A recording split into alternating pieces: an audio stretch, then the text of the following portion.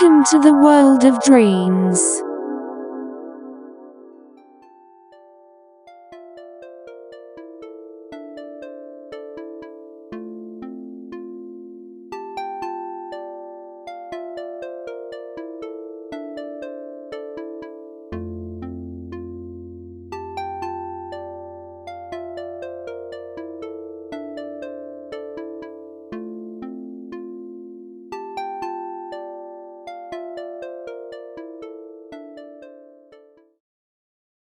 Today I bought a pillow. When I was sleeping with it at night, I had a dream. I entered a dark space, surrounded by nothing but darkness. I was nervous and gradually switched from walking to running. Suddenly I felt my feet were empty. I was so scared. Yes, I started falling fast, listening to the wind howling in my ears.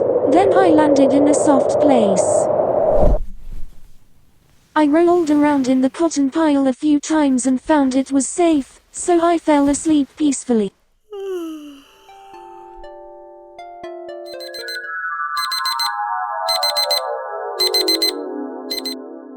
Good morning.